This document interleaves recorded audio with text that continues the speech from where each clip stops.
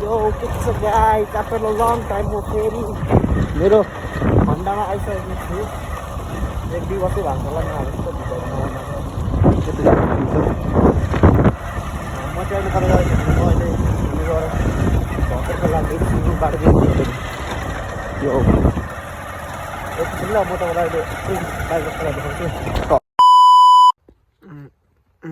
मिलो एकछिन हेलमेट खोलिहाल्छु।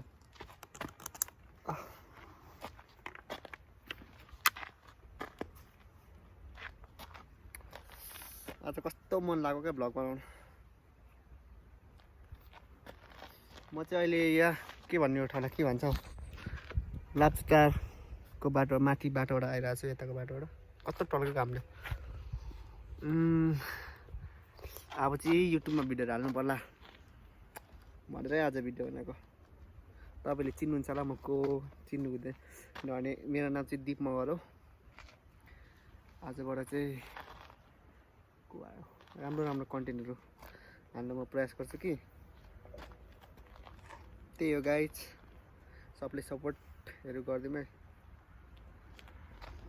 दामी ठाउँ त अलिक यता देखाइदिनु पर्यो। यस्तो भएर चट्ट अरे कस्तो नभएको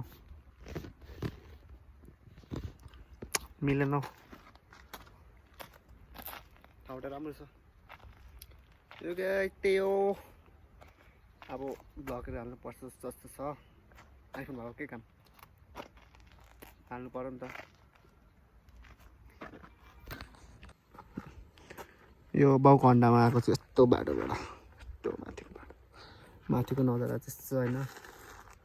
घाम फेरि कस्तो टलेको क्या जाडो महिनामा नि। अघिसम्म त जाडो भएर थियो, अहिले त घाम कस्तो टल्क्यो।